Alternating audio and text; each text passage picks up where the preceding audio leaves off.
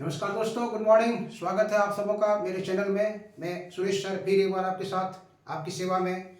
आज का जो वीडियो मेरा है वो बीपीएससी द्वारा आयोजित बिहार शिक्षक प्रतियोगिता परीक्षा 2023 1,70,000 से ज़्यादा की वैकेंसी और एक सीट की आपको ज़रूरत।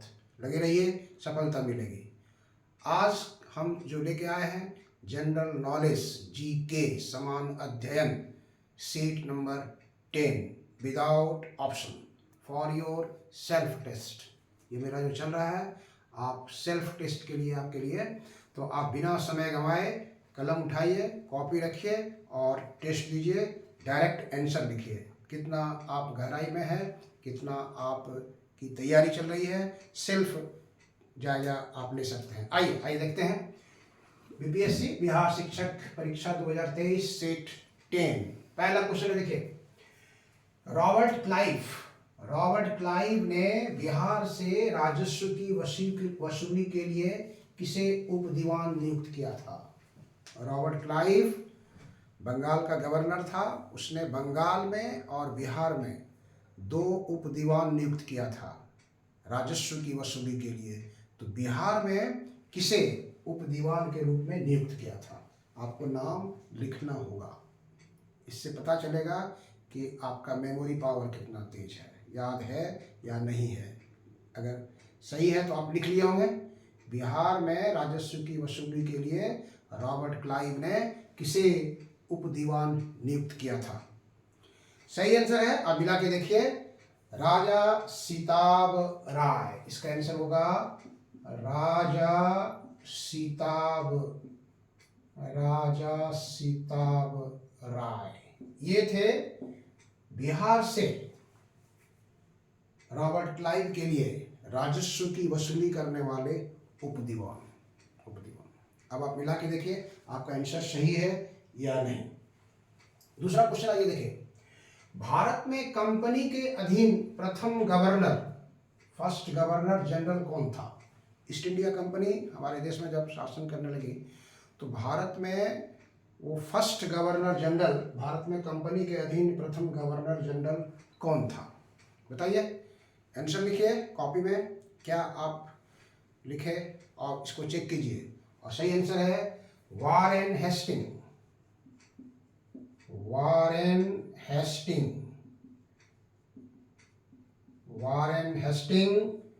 भारत में कंपनी के अधीन प्रथम गवर्नर जनरल नियुक्त किए गए थे और इनका पीरियड था 1784 से 1785 के बीच, वारेन हेस्टिंग का। अगला क्वेश्चन आइए देखिए, भागवत गीता का अंग्रेजी अनुवाद किसने किया था? भागवत गीता का जो है वो अंग्रेजी में ट्रांसलेशन किसने किया था? बताइए, आंसर लिखिए। भागवत गीता का अंग्रेजी में ट्रांसलेशन किसने किया था? आप लिख लिए होंगे आंसर, मिलाइए इसको। इसका सही आंसर क्या है?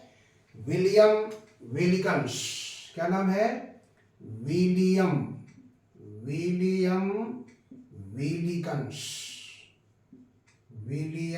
विलिकंस ने भागवत गीता का अंग्रेजी में ट्रांसलेशन किया है। बहुत बार सब क्वेश्चन पूछा जाता है इसलिए। अब आइए क्वेश्चन नंबर देखिए 4।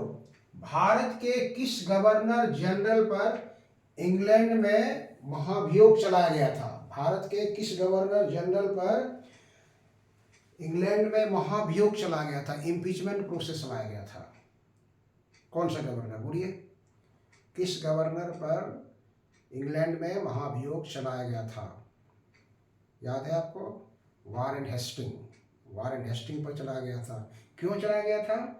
पिट्स इंडिया एक्ट के विरोध में जब ये रिजाइन देकर के इंग्लैंड पहुंचे थे तो वहाँ पर इनके खिलाफ इम्पीचमेंट लाया गया था। हालांकि ये फिर बाद में वापस ले लिया गया था, इसलिए इसका आंसर होगा वारेन हेस्टिंग।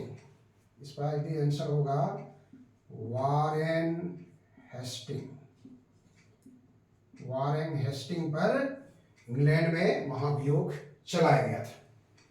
क्वेश्चन नंबर 5 देखिए, भारत में नागरिक सेवा का जनक किसे कहा जाता है? सिविल सर्विसेज का जनक किसे कहा जाता है? भारत में किसने सिविल सर्विसेज की पद्धति को यहाँ पर लाया गया? भारत में नागरिक सेवा का जनक किसे माना जाता है? बोलिए, सही ऑप्शन बताइए। भारत में नागरिक सेवा का जनक किसे माना जाता है? सही ऑप्शन बोलिए। Lord Cornwallis. किसको माना जाता है? Lord Cornwallis.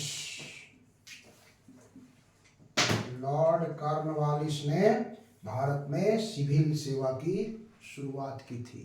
सिविल सेवा की शुरुआत की थी। ओके, चलिए अगला क्वेश्चन देखिए। भारत में सहायक संधि का प्रयोग सबसे पहले किसने किया था? सहायक संधि क्या है? इंग्लैंड की जो ईस्ट इंडिया कंपनी थी और भारत में जो राज्य था उसके पास समझौता करता था, और इस समझौते के तहत क्या होता था, वो राज्य जो है अपनी सत्ता कंपनी के अधीन सौंप देती थी।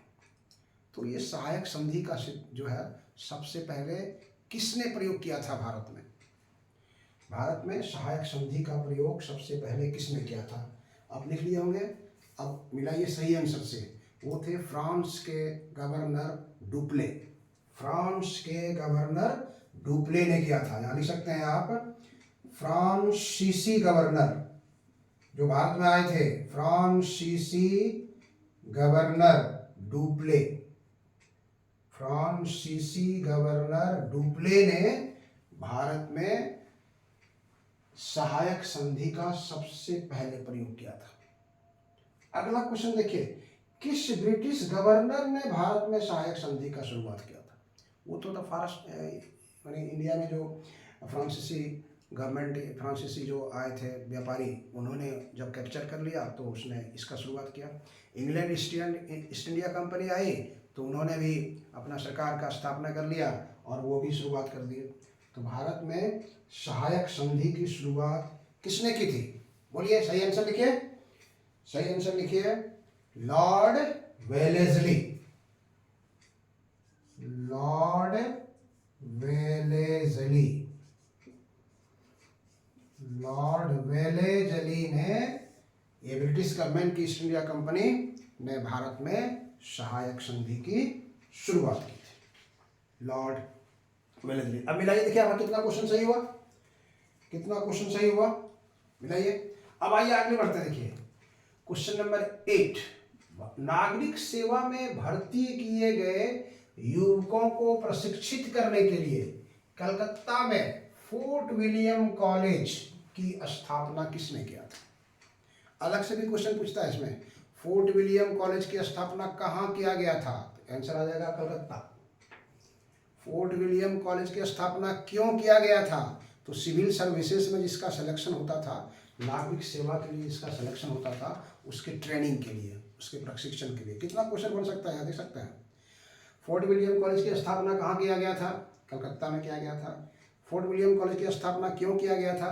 तो सिविल सर्विसेज में भर्ती किए गए जो कैंडिडेट होता था उसके प्रशिक्षण के लिए। अब कहा क्वेश्चन यहाँ पर, किसने किया था?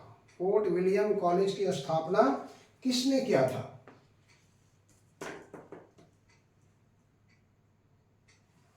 किसने किया था?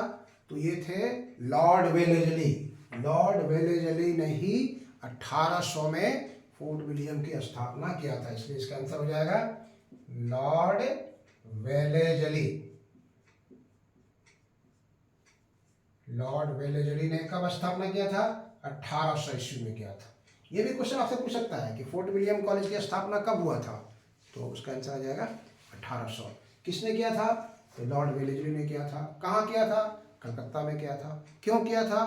तो सिविल सर्विसेज में सेलेक्टेड कैंडिडेट के ट्रेनिंग के लिए। क्वेश्चन नंबर 9 देखिए, किस एक्ट के तहत बंगाल के गवर्नर जनरल को भारत का गवर्नर जनरल बनाया गया? अभी देखिए, ईस्ट इंडिया कंपनी के अधीन जो गवर्नर आता था उसको ब्रिटिश गवर्नर कहते थे। वहाँ पर यहाँ बंगाल का गवर्नर भी बनाया गया था। यहाँ पर देख रहे हैं भारत के किस गवर्नर जनरल पर इंग्लैंड में ये सब दिया गया था वहाँ पर। अब वहाँ है कि किस कानून के तहत बंगाल के गवर्नर को अब पूरे इंडिया का गवर्नर बनाया गया? किस एक्ट के तहत बंगाल के गवर्नर को ईस्ट इंडिया कंपनी का गवर्नर बनाया गया? बोलिए, कौन सा एक्ट है? कौन सा एक्ट है? लिखे होंगे आप, बोलिए। 1833। इसका आंसर हो गया 1833 एक्ट। 1833 में एक एक्ट लाया था जिसके तहत बंगाल का जो गवर्नर था उसको बना दिया गया, किसका गवर्नर? भारत का गवर्नर।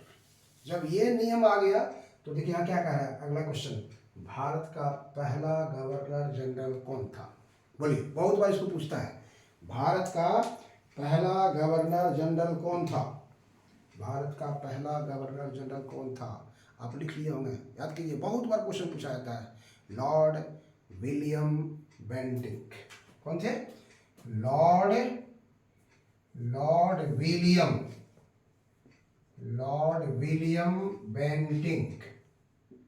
बेंटिक, ये भारत के पहला गवर्नर जनरल था।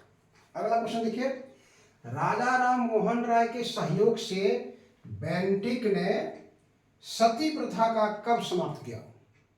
बोलिए, ये तो बहुत बार पूछा जाता है। जो सती प्रथा हमारे देश में थी कि जो विधवा पत्नी जो थी पति के चिता पर जलना पड़ता था, तो ये तो क्लियर हो गया कि ये बेंटिंक ने, राजा राम मोहन राय सती प्रथा के बहुत विरोधी थे और उन्होंने बेंटिंक जो गवर्नर था उस पर प्रेशर डाल करके इसको बंद करवाया और कानून लाया गया उसके लिए। कब, कौन साल? बोलिए, लिख लिए होंगे आप, याद रखिए, 1829 में। 1829 ईस्वी में राजा राम मोहन राय ने सती प्रथा का विरोध करने के लिए बेंटिंक के साथ कानून बनवाया था। क्वेश्चन नंबर 12 भाई देखिए, बेंटिंक ने कर्नल समीन की सहायता से ठगी प्रथा, 3 प्रथा बहुत ज्यादा था उसमें, सती प्रथा, ठगने की प्रथा और नर के बलि की प्रथा, 3 प्रथा बहुत ज्यादा उसमें विकसित था। तो सती प्रथा का विरोध किया, वो कानून बना करके कब? 1829 ईस्वी में। कहता कि बेंटिंक ने, यहाँ अलग से क्वेश्चन देता है, देखिए, बेंटिंक को सती प्रथा बंद करने में किसने सहायता किया था? आंसर आ गया, राजा राम मोहन राय। अब यहाँ आ रहा है, बेंटिंक ने कर्नल समीन की सहायता से ठगी प्रथा को कब समाप्त किया? तो ये 1 साल के बाद हुआ था, 1830 ईस्वी में। ये 1830 ईस्वी में ये समाप्त हुआ था। क्वेश्चन नंबर 13 आइए देखिए, किसकी अनुशंसा पर बेंटिंक ने अंग्रेजी को शिक्षा का माध्यम बनाया गया? English will be the medium of education. ये कोई एक ऐसे उनके सलाहकार थे जिन्होंने ये बताया कि अंग्रेजी के द्वारा ही भारत में शिक्षा का संभव है और इसलिए अंग्रेजी माध्यम को ही अपनाया गया। तो किसकी अनुशंसा पर बेंटिंक ने अंग्रेजी को शिक्षा का माध्यम बनाया था? बोलिए, लिख लिए होंगे आप सही आंसर। नहीं लिखे होंगे तो मिला लीजिए, हमको उम्मीद है आप लिख लिए होंगे, चूंकि ये सब बर्निंग टॉपिक्स है, बर्निंग क्वेश्चन है, हर तरह के एग्जामिनेशन में आता है। मैकाले, क्या नाम था उसका? मैकाले की अनुशंसा पर। एक क्वेश्चन यहाँ और बनेगा कि भारत में अंग्रेजी को शिक्षा का माध्यम किस गवर्नर ने बनाया? तो क्या आंसर होगा? बेंटिंक ने बनाया। किसके अनुशंसा पर बनाया? तो मैकाले पर बनाया। आगे बढ़ते हैं, नेक्स्ट क्वेश्चन है देखिए, किस गवर्नर जनरल को भारतीय प्रेस का मुक्तिदाता कहा जाता है? भारतीय प्रेस पर पहले प्रतिबंध लगाया गया था, उस प्रतिबंध को हटाया इसने। कौन सा किस गवर्नर जनरल को भारतीय प्रेस का मुक्तिदाता कहा जाता है? बताइए, क्या आंसर लिखा आपने? इसका आंसर है सही, चार्ल्स मेटकाफ। क्या है? चार्ल्स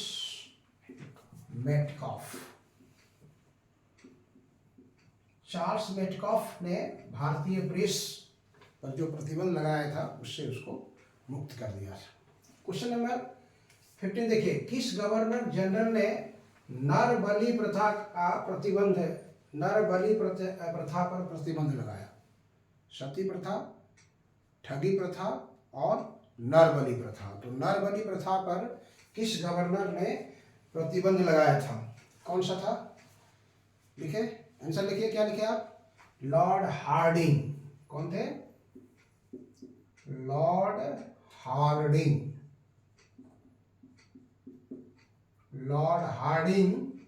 ने एज ए गवर्नर जनरल नरबलि प्रथा पर प्रतिबंध लगाया था। अगला क्वेश्चन देखिए, इनाम कमीशन का उद्देश्य क्या था? इनाम कमीशन का क्या उद्देश्य था? इनाम कमीशन का लग रहा है नाम के हिसाब से कि रिवार्ड देना, ऐसी बात नहीं थी। इनाम कमीशन का उद्देश्य था कि ऐसे जमींदार या जागीरदार जो कर रहित, मतलब जिसको कर नहीं देना पड़ता था, कुछ ऐसा चापलूसी करके ऐसे अपने आप को एडजस्ट कर लिया था कि हमको टैक्स नहीं देना पड़े, इसलिए कर रहित जागीरदारों या जमींदारों का पता करके उससे ज़मीन को छीन लेना, मतलब उसकी जागीरदारी को समाप्त कर देना। इसी के लिए इनाम कमीशन का स्थापना किया गया था। इनाम कमीशन का उद्देश्य हो गया कर रहित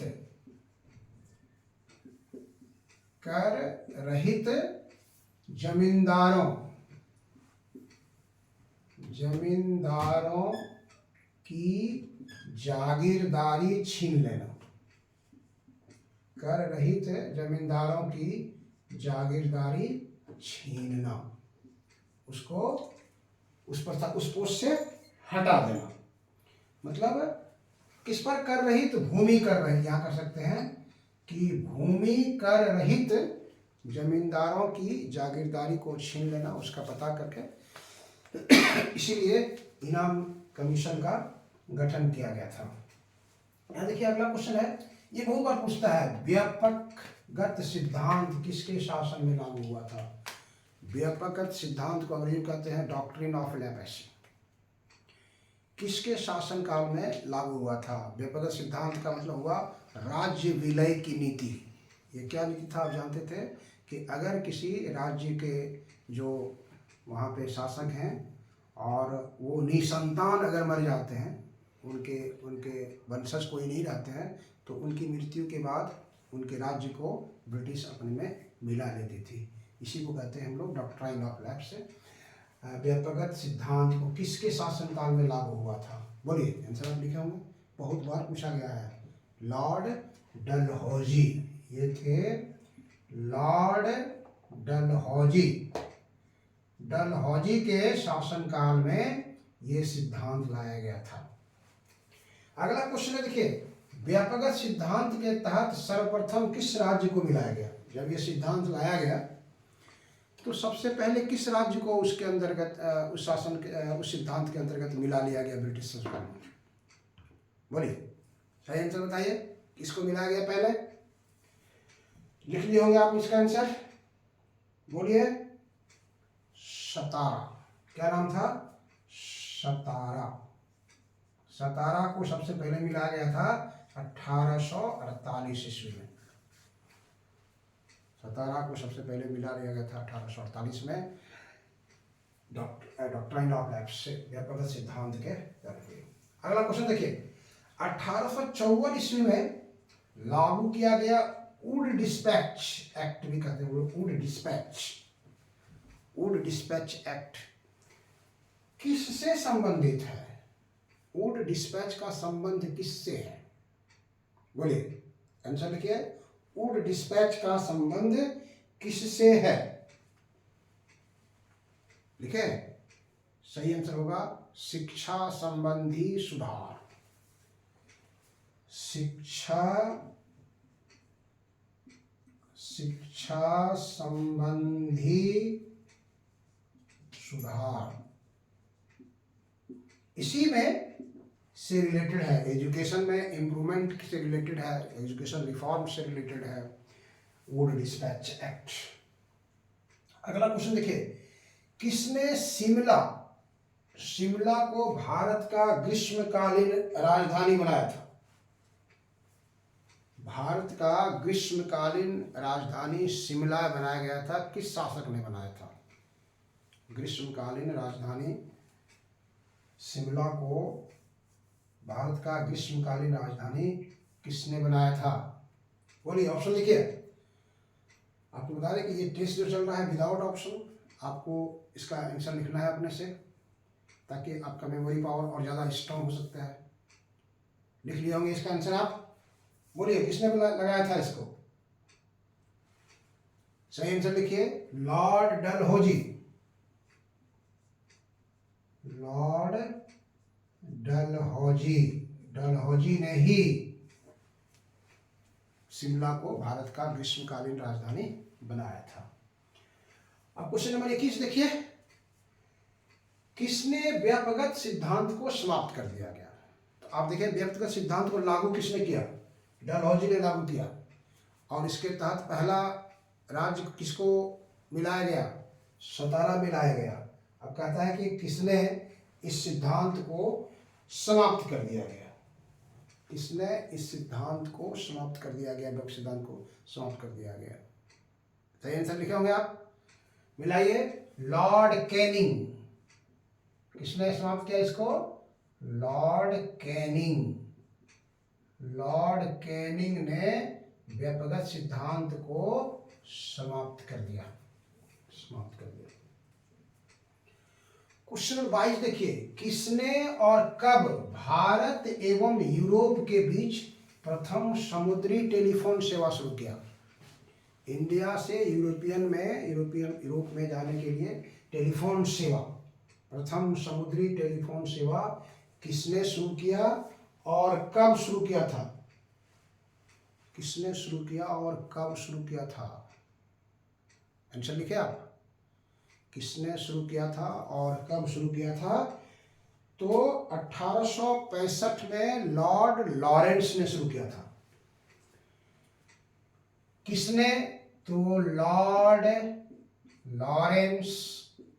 लॉरेंस ने। कब? तो 1865। लॉर्ड लॉरेंस ने 1865 में भारत और यूरोप के बीच प्रथम टेलीफोन सेवा शुरू किया। क्वेश्चन नंबर 23 देखिए, पंजाब का प्रसिद्ध कूका आंदोलन, पंजाब का प्रसिद्ध कूका आंदोलन किसके शासनकाल में शुरू हुआ? पंजाब का प्रसिद्ध कूका आंदोलन किसके शासनकाल में शुरू हुआ? आंसर लिख लिए होंगे आप, मिला लीजिए। नॉर्थब्रुक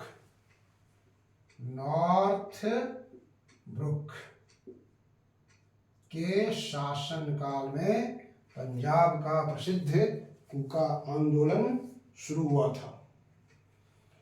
क्वेश्चन नंबर 25 देखिए, प्रथम कारखाना अधिनियम कब और किसके शासनकाल में आया था? फर्स्ट फैक्ट्री एक्ट कब और किसके शासनकाल में आया था? याद कीजिए, प्रथम कारखाना अधिनियम कब और किसके शासनकाल में आया था? बहुत बार पूछा जाता है, बहुत इंपॉर्टेंट क्वेश्चन है ये। तो आंसर है लॉर्ड रीपन के शासनकाल में आया था 1881 ईस्वी में। लॉर्ड रीपन के शासनकाल में आया था 1881 ईस्वी में। उन्होंने फर्स्ट फैक्ट्री एक्ट को लगाया था। 25 नंबर क्वेश्चन देखिए, भारतीय राष्ट्रीय कांग्रेस की स्थापना के समय ब्रिटिश गवर्नर कौन था?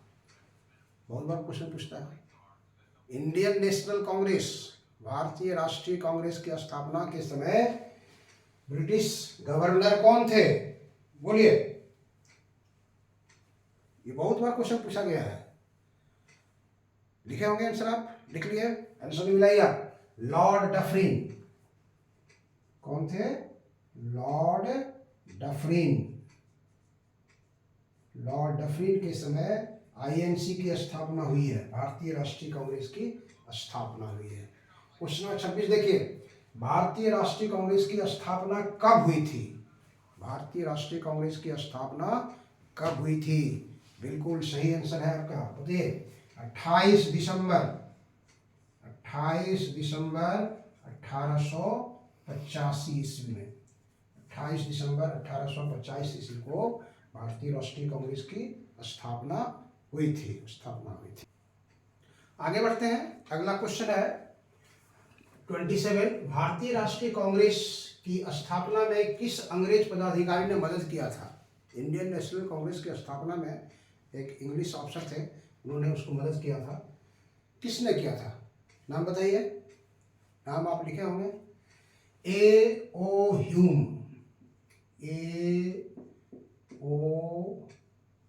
ह्यूम। ने एओ ह्यूम ने आईएनसी के फॉर्मेशन में, इंडियन नेशनल कांग्रेस के स्थापना में मदद किया था। क्वेश्चन नंबर 28, भारतीय राष्ट्रीय कांग्रेस आईएनसी के प्रथम अध्यक्ष कौन थे? फर्स्ट चेयरमैन कौन था ये आईएनसी का? बहुत बार पूछा गया है, आप लिखे होंगे, सही आंसर लिखे होंगे। WC Banerjee, Umesh Chandra Banerjee, WC Banerjee, Umesh Chandra Banerjee. Question number 20 आइए 29, किसने भारत के ब्रिटिश गवर्नर लॉर्ड रिपन को भारत का उद्धारक माना है? किसने भारत के ब्रिटिश गवर्नर लॉर्ड रिपन को भारत का उद्धारक माना है? देखिए अलग क्वेश्चन आएगा यहां से, भारत का उद्धारक किस ब्रिटिश गवर्नर को कहा जाता है? तो आंसर हो जाएगा लॉर्ड रिपन। ठीक है, लॉर्ड रिपन को किस नाम से जाना जाता है? आंसर हो जाएगा भारत का उद्धारक। क्वेश्चन है यहाँ पर किसने माना है, किसने कहा है इसको? तो आंसर आप लिखे होंगे फ्लोरेंस नाइटिंगेल। क्या आंसर होगा इसका? फ्लोरेंस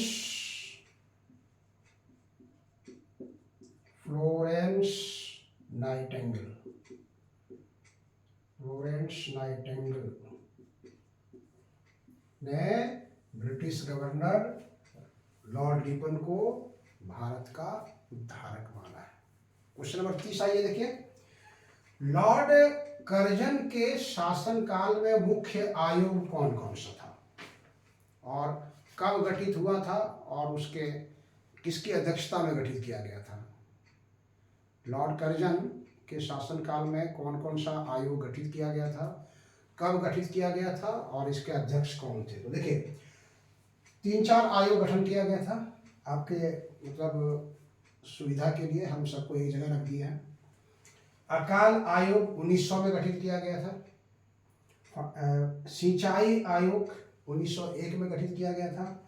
पुलिस आयोग 1902 में गठित किया गया था और विश्वविद्यालय आयोग 1904 में गठित किया गया था। किसकी अध्यक्षता में गठित किया गया था? अकाल आयोग किसकी अध्यक्षता में गठित किया गया था? तो वो थे, अकाल आयोग का जो गठन किया गया था वो थे सर एंटनी मैकडोनाल्ड। कौन थे? Sir Antony MacDonnell. Sir Antony MacDonnell जिसकी अध्यक्षता में 1900 में अकाल तख्त का गठन किया गया था, अकाल आयोग का गठन किया गया था। सिंचाई आयोग का गठन 1901 में किया गया था। किसकी अध्यक्षता में किया गया था? Sir Colin Scott Moncrieff. Sir Colin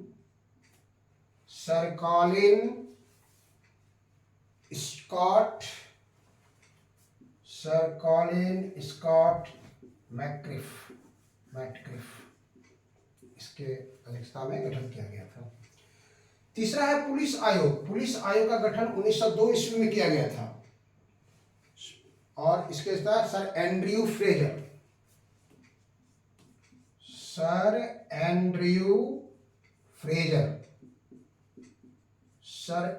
Fraser की अध्यक्षता में पुलिस आयोग का गठन किया गया था। विश्वविद्यालय आयोग का गठन 1904 में किया गया था। Sir Thomas